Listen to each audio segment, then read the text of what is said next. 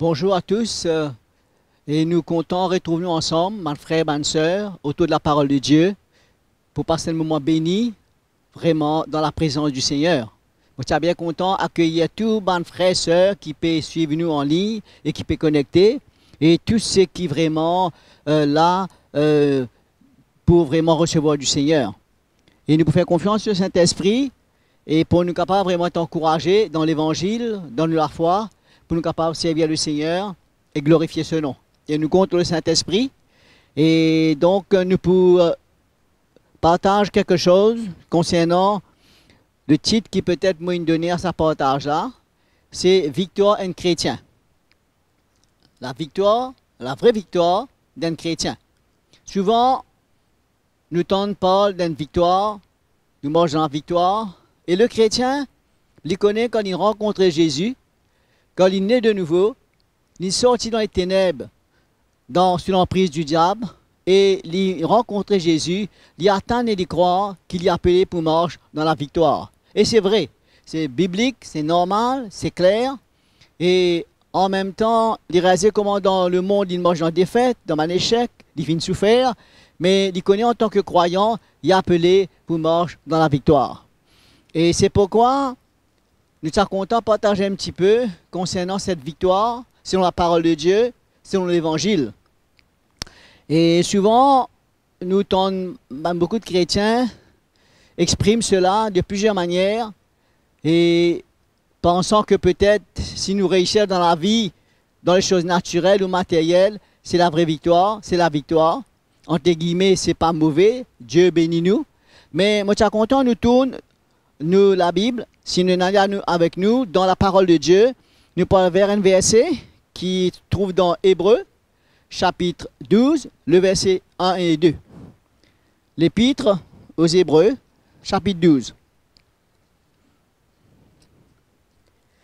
Il parle-nous de Jésus, il parle-nous du chemin que Jésus nous prend, de l'exemple qu'il nous laisse nous, et ce qu'il nous fait face, et ce qu'il a vraiment accompli pour nous. Le verset 1er du chapitre 12 dit à nous comme ça. Nous tous, ainsi donc, puisque nous sommes environnés d'une si grande nuée de témoins, rejetons tout fardeau, le péché, qui nous enveloppe si facilement, et courons avec persévérance l'épreuve qui nous est ouverte, ou la carrière, ou la piste qui nous est ouverte, les yeux fixés sur Jésus, qui est l'auteur de la foi, et le consommateur de notre foi, c'est lui qui mène à la perfection de notre foi. Il dit, en vue de la joie qui lui était réservée, il a supporté la croix, méprisé la honte, l'ignominie, et s'est assis à la droite du trône de Dieu. Donc, frères et sœurs, pour débuter par ce verset-là, quand il montre nous comment Jésus, lui-même, premièrement, il parle nous comment nous les chrétiens, nous environnés d'un grand nombre de témoins, des personnes qui ne servent à bon Dieu, qui marchent avec le Seigneur sur l'ancienne alliance, des prophètes, des justes, qui croient dans le Seigneur, qui se servir Dieu. Et aussi, sur la Nouvelle Alliance, à l'époque-là, il y a quand même pas mal de témoins, des chrétiens qui ne payaient un prix, qui ne souffrent et qui ne vivent de la foi dans l'Évangile. Et là, l'apôtre dit comme ça, comment, il y a beaucoup de témoignages, comment beaucoup ils prennent ce chemin-là, ils donnent toute la vie, ils servent à l'Éternel. Il dit maintenant, à nous vraiment, rejette tout fardeau et le péché qui enveloppe nous si facilement. Nous connaissons comment, dans le monde, nous sommes en fardeau, nous habitons pour un fardeau, nous résolvons nos problèmes.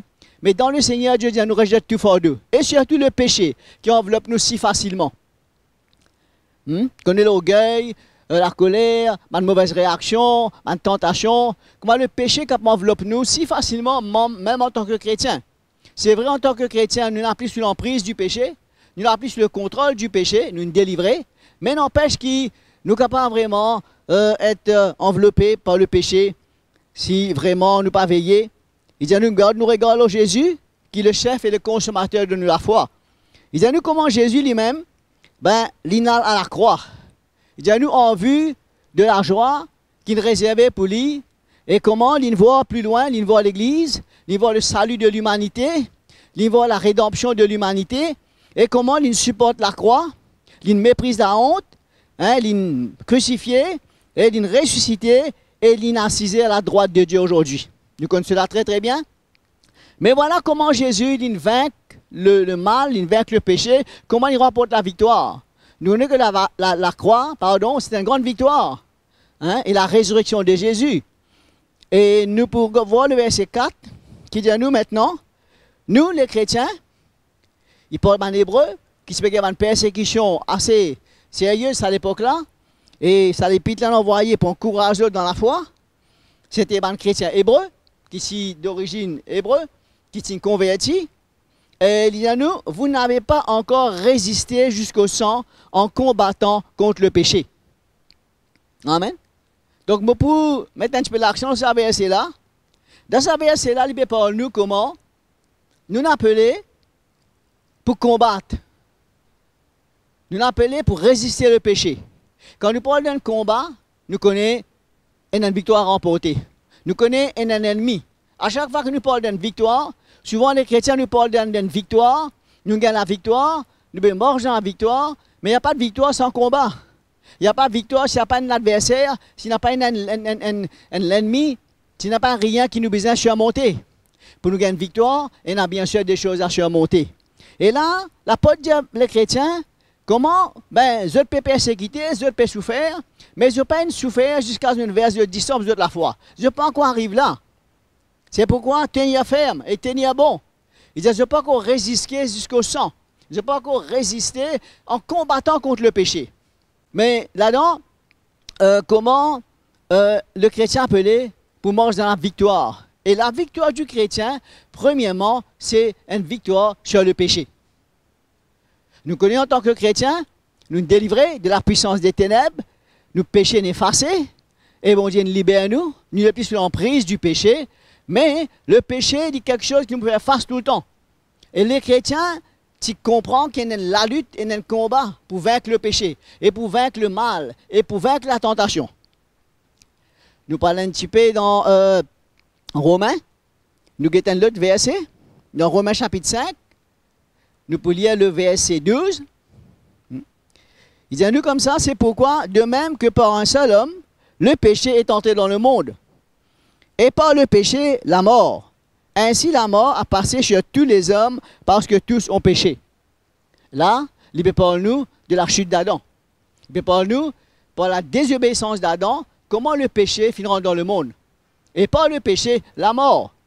Et tout ce qui est attaché à la mort, tout ce qui conduit à la mort, tout le souffrance qui nous trouvait, tout le douleur qui nous trouvait, tout le découragement, tout le désespoir, tout le situation difficile, une catastrophe dans ce monde, c'est parce que le péché, de par la désobéissance d'Adam, il rentre dans le monde. Et par le péché, nous connaissons le diable, il prend le contrôle. Comment le diable, il devient le Dieu de ce monde. Nous connaissons quand il est venu pour tenter Jésus, Satan, il dit à Jésus, ben prosterne devant moi, me donne-toi tous ces royaumes de la terre, sur la gloire, parce que cela m'a été donné.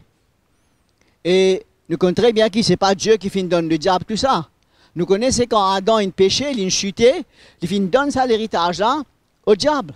Le diable de sa cala pas volé, donc Adam vient donner lui pour la désobéissance. C'est pourquoi le diable, dit, c'est le Dieu de ce monde. Et nous connaissons très bien, et c'est pourquoi le péché rentre dans le monde, la souffrance. Et le Seigneur, il appelle nous en tant que chrétiens pour marcher dans la vraie victoire, la réelle victoire, c'est quand nous vaincre le péché et quand nous vaincre le monde, quand nous vaincre la chair. Il y a trois choses qui sont importantes sur lesquelles nous besoin gagner la victoire. C'est le péché qui existe dans le monde, qui est autour de nous, qui enveloppe nous si facilement. Et nous connaissons très bien, en tant que chrétiens, nous n'avons pas à l'abri. Personne n'est pas trop fort. Personne, par exemple, du péché. C'est vrai, nous sincères, nous comptons le Seigneur, nous avons envie de plaire au Seigneur. Mais ça, c'est une victoire qui nous a appelés pour remporter. Et si nous arrivons à vaincre ces choses-là, et à vaincre le péché, ben nous pouvons dire que nous marchons dans la victoire. Nous connaissons comment nous la chair aussi. Il est vivant, bien qu'il nous régénère, nous recrée, bien que Dieu nous donne sa propre nature. Mais encore, il y a le demandement dans nous la chair, le péché qui réagit et qui reprend le contrôle. La Bible parle d'un combat entre la chair et le sang. Comment se opposer entre eux, l'esprit et la chair. Il y a un désir de la chair, une œuvre de la chair. et comment il a aussi un désir de l'esprit, parce que le désir opposé, il y a un fruit de l'esprit. Et nous, les chrétiens, Dieu appelle nous pour marcher par l'esprit, et non selon la chair. C'est pourquoi nous appelons pour vaincre nous la chair. Souvent, nous dit comme cela, nous la chair, c'est nos pires ennemis. Parce que ça la chair là, toutes sortes de choses qui sont contraires à la parole de Dieu, à la volonté de Dieu, à ce que nous-mêmes, dans nous en tant que chrétiens, on vivre et nous connaissons, pardon, qui va plaire au Seigneur. C'est pourquoi nous appelons pour marcher dans la victoire. Nous appelons pour vaincre le diable et nous appelons pour vaincre le monde, l'esprit du monde, le système du monde. Nous connaissons très bien, Jésus dit à nous, nous dans le monde là, mais nous pas de ce monde, nous pas appartenir à ce monde. Il dit, il choisit nous du milieu de ce monde, nous appartenir à lui et nous unir avec lui. Et nous appelons pour marcher dans ce monde, dans la victoire. La victoire sur l'esprit, c'est l'influence du monde. Sur le système du monde qui est très très fort. Quand le diable est le Dieu de ce monde. La parole bon Dieu dit à nous, le monde entier est sous la puissance du malin. C'est pourquoi la vie chrétienne, on dirait c'est la course contre le courant, c'est la marche contre le courant. Et tout ce qui est dans le monde est contraire à la parole de Dieu. L'esprit, la mentalité, le monde avec le royaume, c'est l'inverse. C'est tout à fait le contraire. Et nous, en tant que chrétiens, nous appelons pour vaincre le monde. Comment Jésus dit, moi, je vaincre le monde. Je veux une tribulation. Je veux une situation. Connais Jésus, il s'est toujours averti sur mes disciples. Il pas des autres qui la vie chrétienne, il prend la vie facile, il prend la vie, comment nous dire, nous tapons vélo, tout pour correct, nous pour bénir et nous pour gagner une grande victoire et nous pour réussir dans toutes choses comme on a envie, nous pour obtenir ceux qui nous ont envie. Non, il dit, je veux une tribulation. Et pour beaucoup de tribulations, je vais dans le royaume bon Dieu. Il dit, je m'avais dit en avance, afin quand les choses arrivaient, je te rappelle. Il dit, c'est un chemin là, il est serré. Et il y a deux chemins. Un chemin serré, un chemin large. Ce chemin serré là, il amène à la vie éternelle. Ce chemin large là, une grande liberté, nous fait nos volontés, nous fait ce qui nous content, nous vivons comme nous contents, etc. Nous à le côté nous contents. Mais à un moment donné, il amène nous à la perdition. Il est bien large. Souvent, je regarde dans la tête ça l'image, quand vous regardez la télévision, un documentaire, un grand, la rivière, énorme, un fleuve, grand, large, tout ça, puis aller, un bateau, etc., puis aller, mais après, plus devant, à l'improviste, vous trouvez une grande cascade, vous trouvez la pente, et on dirait que c'est inévitable quand on arrive tellement près avec le courant. C'est la grande porte là, c'est le grand chemin là, il y a un peu comme ça. Et souvent, nous pas trouvé. C'est pourquoi mon Dieu avertit nous et Jésus avertit nous. Et à nous regarder un petit passage, nous pourrions s'appeler de ce thème-là, dans Jean chapitre 1er, verset 29. Évangile de Jean, chapitre 1er, verset 29. Parle-nous de Jean-Baptiste. Nous connaissons que Jean-Baptiste envoyé pour préparer le chemin du Seigneur, pour venir au devant du Seigneur Jésus, pour aplanir ce chemin. Il connaît que Jean-Baptiste, de son naissance, il n'est pas de miracle. L'ange il donne ce nom. Et l'Ancien Testament parle nous de Jean-Baptiste. La voix de celui qui crie dans le désert. Celui qui va planer le chemin du Seigneur. Effectivement, il est venu quelques mois avant Jésus. Et nous connaissons bien cela. Dans le verset 29, le lendemain, il vit Jésus venir à lui et dit, voici l'agneau de Dieu qui ôte le péché du monde. Amen. Donc, première affaire quand Jean-Baptiste pardonne tout Jésus, il dit, voici l'agneau de Dieu. Voici l'agneau de Dieu qui ôte le péché du monde. La chose la plus importante, c'est quand le péché rentre dans le monde, Dieu te gagne un plan pour venir, pour ôter le péché, pour régler le problème du péché et ses conséquences. C'est pourquoi, c'est ça le but de la venue de Jésus. C'est ça le but de la rédemption. C'est ça le but de notre salut. Pour nous être réconciliés et pardonnés et retrouver sa communion-là avec le Père. Et c'est pourquoi Jésus, c'est l'agneau de Dieu. Et nous connaissons comment il est venu et comment il est allé à la croix et comment il a souffert. Nous tout connaissons très bien en tant que chrétiens, prenons notre moyen pour être sauvés. Prenons notre chemin. Parce que l'homme devient un pécheur par nature, par naissance, et donc, il n'est pas capable d'obtenir le salut quoi que ce soit qu'il est capable de faire, comme les bonnes actions, comme les bonnes œuvres, comme le sacrifice, impossible. Parce que ce péché, les types restent toujours la même, parce que c'est un nature là qui est plus important. Non seulement ce qu'il fait sur mon action et sur quelque chose qu'il commet extérieurement, mes œuvres, mais sa nature là, il pouvait nous toujours pécher. Et tant que sa nature là n'a pas enlevé, ben nous pouvons toujours vivre sous l'emprise du péché, esclaves du péché. C'est pourquoi Jésus est venu, le but qu'il est venu, c'est pour aller à la croix et pour mourir pour nous pécher. Et la Bible dit à nous, c'est lui l'agneau de Dieu, qui nous promet dans le Testament. Même s'il y a un type dans le Testament, de cet agneau, qui peut être offert pour le sacrifice et le pardon de péché. Mais l'agneau de Dieu, sans tache et sans défaut, c'est le Fils de Dieu, et c'est Jésus lui-même. Amen. Qui fait un mot dire cela parce qu'il est important, nous, les chrétiens, mes frères et sœurs, qui nous réaliser la vraie vie chrétienne, la vraie victoire d'un chrétien, ce n'est pas ce qu'il possédait dans les naturels. Parfois, nous pensons, si nous réussissons dans l'éducation, nous réussissons, nous gagnons victoire, nous business, nous marchons, nous pouvons prospérer, nous pouvons faire une carrière, et nous pensons que c'est ça. Beaucoup de fois, nous trouvons que quelque chose de matériel, extérieur, comme la bénédiction bon Dieu. Et nous disons oui, nous pouvons manger dans la victoire, et nous bénir, et nous contents. Et souvent, nous avons tendance à attendre que ça, et vraiment mettre tout dans une position quand nous comprenons que seulement, c'est ça la victoire. Mais en fait, la vraie victoire, c'est quand nous vaincons ces choses qui nous parlent, et qui est très important.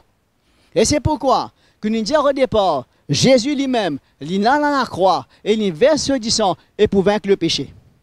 En nous guettons un passage dans Romains, chapitre 8, de verset 3.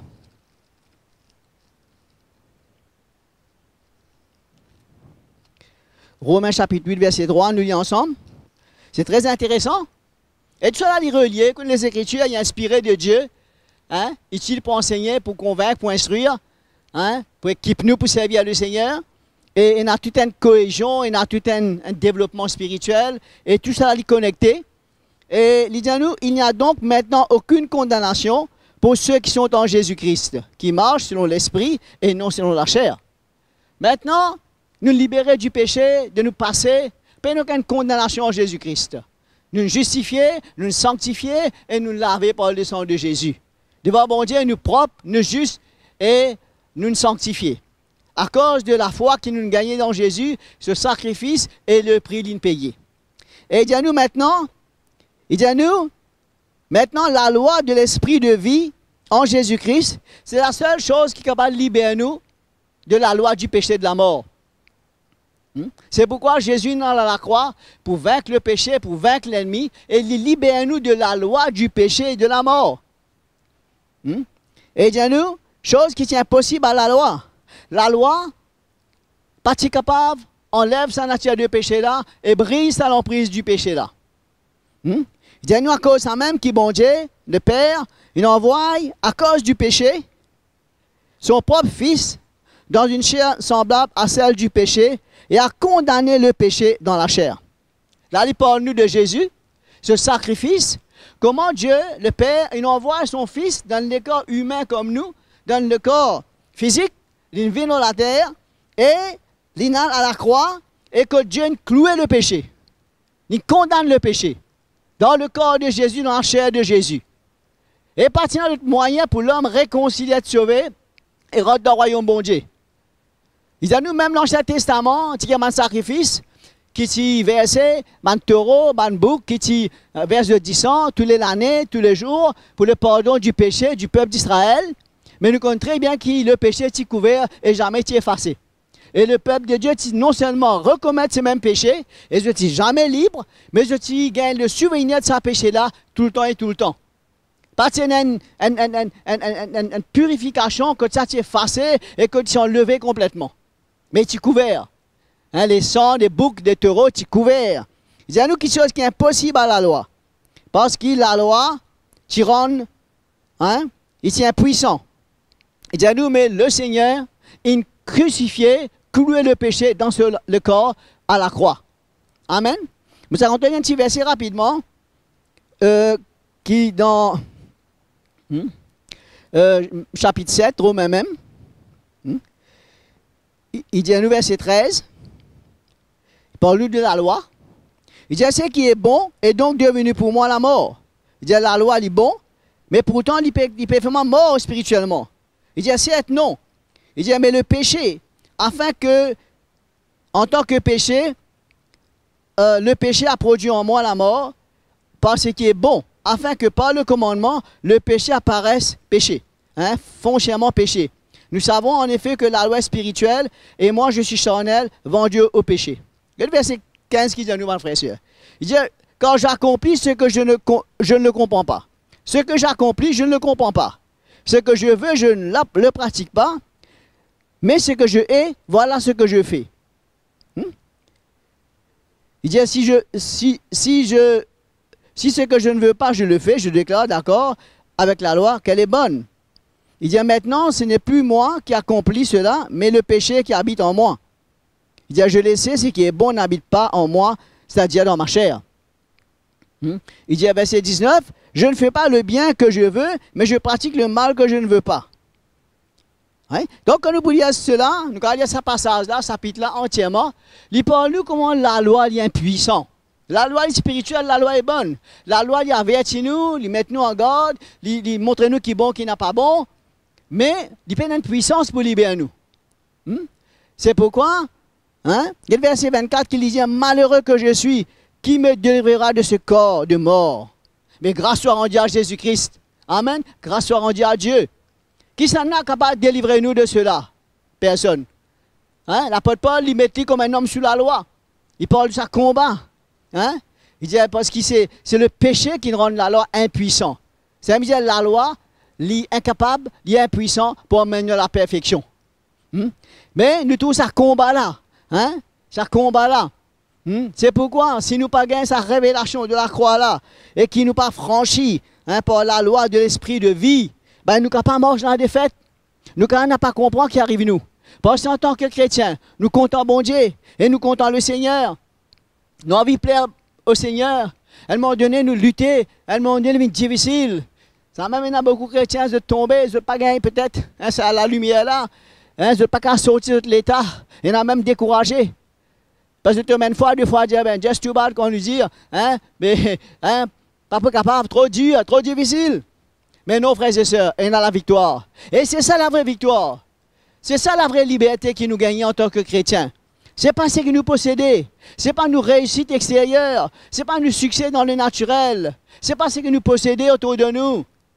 Le but de la vie chrétienne, le plan de Dieu pour nous, c'est pour grandir dans la connaissance de Jésus-Christ, c'est pour servir le Seigneur et pour donner nous la vie et pour identifier nous avec Jésus-Christ.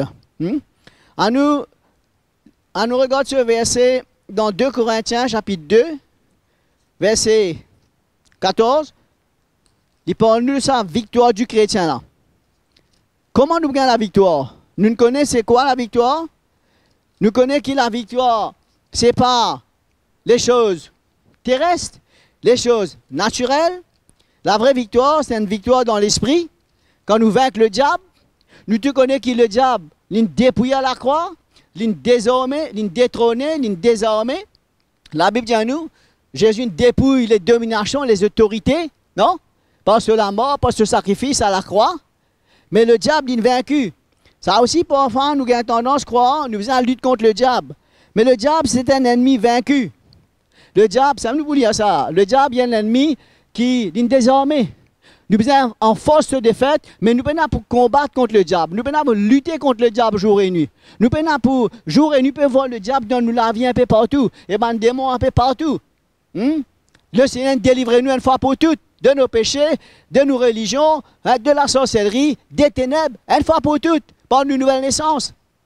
Et le chapitre 2, verset 14, 2 Corinthiens, il dit, grâce soit rendue à Dieu, qui nous a fait toujours triompher, qui par nous répand en tout lieu l'odeur de sa connaissance. Il dit, maintenant, nous rendons grâce à Dieu, qui nous fait nous toujours triompher. Connaissez ce triomphe-là, c'est la victoire de Jésus. Comment nous identifier avec sa mort-là, sa résurrection-là et sa victoire-là. Et l'image que Paul peut servir, c'est comme un l'armée tu as la guerre, comme les rois gagnent la victoire, je prends les rois, mon prince, ennemi, captif, et je pense d'autres choses, de marcher comme ça, et je fais mon captif, un prisonnier, suivre par derrière. Je suis ça, sa charte triomphale là, et c'était un moment de honte, d'humiliation, hein, parce qu'ils ont vaincu, le peuple est vaincu, les rois ils viennent esclaves, ils ont enchaîné avec mon prince, et le chant triomphal. Et là, Jésus, c'est exactement ce qu'il vient faire. L'ennemi, il triomphé, et le diable, il vaincu. Hein? Et nous, les chrétiens, nous identifions avec sa victoire-là, et l'ennemi est captif. C'est pourquoi la victoire de Jésus, c'est notre victoire. Amen. La victoire sur le péché, la victoire sur le diable, et la victoire sur le monde. Bon, vous terminez avec un dernier passage. Nous pourrons aller dans Romains encore, nous restons dans Romains 8. Alléluia. Certains frères et sœurs, mon Dieu peut éclairer nous, puis encourage nous, puis aide nous, pour nous capables vraiment marcher dans une vraie victoire, être un bon témoignage, glorifier le Seigneur et servir le Seigneur. Être heureux, être bien dans nos cœurs. Et comprendre le vrai message de Christ, comprendre le message de l'Évangile, comprendre le plan de Dieu, et comprendre la marche chrétienne, comment bon Dieu a envie de nous comprendre, d'après les Écritures. Romains chapitre 8, le verset 35. Il dit, qui nous séparera de l'amour de Dieu, de Christ, la tribulation, ou l'angoisse, ou la persécution, ou la faim, ou le dénuement, ou le péril, ou l'épée. Selon qu'il est écrit, c'est à cause de toi que l'on nous met à mort tous les jours. On nous considère comme des brebis qu'on égorge. Mais dans toutes ces choses, nous sommes plus que vainqueurs par celui qui nous a aimés. Alléluia. Voilà un verset qui nous citait, nous tendait, beaucoup de fois pendant les, on ne pas connaître 3-4 dernières décennies. Mais quand nous regardons le contexte, Paul peut dire comme ça, qui est capable de séparer nous l'amour, bon Dieu? La pauvreté? Quoi? L'angoisse? La souffrance? La famine? La faim? Le dénuement? L'épée? Le péril? Quoi? Mais il y a dans toutes ces choses, nous sommes plus que vainqueurs. Souvent, nous disons nous sommes plus que vainqueurs en Jésus-Christ. Mais nous peut-être pensons à ce bout-là. Réalise à ce bout-là, mais dans toutes ces choses, nous sommes plus que vainqueurs. Donc, nous sommes vainqueurs, nous sommes plus que vainqueurs, nous marchons dans la victoire dans ces choses-là, selon le Seigneur et selon la parole de Dieu. Et ce qui m'appelle, moi, la vraie victoire. Amen. Donc, nous revenons à nous thèmes, c'est-à-dire qui connaît une victoire, et un ennemi, et un combat, et la lutte, il y a quelque chose à vaincre. Ça même Jésus dit, celui qui vainc, il précise avec moi sur mon trône, dans l'Apocalypse. Donc, frères et sœurs, nous arrivons à la fin de nos partages, et j'espère qu'il nous éclaire, nous encourage, et nous bénit, et que voilà, comment Dieu appelle nous vivre, nous sommes capables de faire grand-chose dans le naturel, nous sommes capables de réussir peut-être dans le côté de l'éducation, peut-être dans le business, nous pas un succès, mais nos victoires, c'est dans l'esprit. La foi, ce n'est pas pour réussir, ce n'est pas pour prospérer dans ce monde. La foi, c'est pour le royaume de Dieu, c'est pour servir le Seigneur, c'est pour pour grandir et pour être transformé à l'image de Jésus-Christ. Voilà, frères et sœurs, je crois qu'il nous un très bon moment et nous vraiment ensemble permettre l'Esprit bon Dieu touche nous les cœurs, éclaire-nous, aide-nous. Personne n'a pas condamné nous, personne n'a pas méprisé nous. Nous tous nous pouvons faire ce chemin-là ensemble. Nous pouvons apprendre, nous pouvons être corrigés et nous pouvons grandir. Nous pouvons encore arriver, mais nous avons encourager les uns les autres. Nous avons soutenir les uns les autres. Amen. Vous pensez qu'avant de nous séparer, à nous prier un moment aussi, parce que nous prions pour ceux qui ne connaissent pas le Seigneur. Et aussi peut-être certains d'entre nous, nous refroidissons dans la foi, peut-être nous avons découragés, nous loin que le Seigneur, mais l'occasion pour réconcilier et pour retourner au Seigneur. À nous, élève-nous la voix, ensemble, à nous prier, dire Seigneur Jésus, je vous remercie toi pour ta parole, qui est la vérité. Et tu ne parles dans mon cœur, tu éclaires-moi par ta parole, et me reconnaître mon besoin de toi. Me reconnaître, Seigneur, que moi un pécheur, moi n'a pas connu toi, et mon esclave du péché, et moi la souffrance, moi loin de toi. Mais me crois que tu es mort, me crois que tu as souffert pour moi, tu as versé de sang, tu as payé de prix, et tu es venu pour sauver moi. Et me demande-toi, Seigneur, pardon. Me repentis de tous mes péchés. Efface mon péché. Pardonne-moi. Change-moi la vie. Change-moi le cœur. Viens habiter dans mon cœur, Jésus. Moi, accepte toi. me recevoir toi comme le Seigneur, le Sauveur de ma vie. Me croire que le Fils de Dieu, te mort, te ressuscité. Et c'est pourquoi je me suivre toi et marche avec toi de tous nous les cœurs. Merci Jésus. Seigneur, nous prions pour une personne qui est malade, qui peut souffrir, qui a une situation difficile, peut-être dans le foyer, beaucoup peut lutter avec pas mal de choses. Mais tu es un Dieu d'amour et de grâce et tu entends nous la prière. Nous prions pour tous ces frères et sœurs qui peuvent écouter nous, qui peuvent connecter. Seigneur, qui te visitent et qui te ressentent le cœur de l'amour et qui te l'encourager, Seigneur, pour continuer à servir toi et glorifier toi. Merci Père, dans le beau nom de Jésus-Christ. Amen.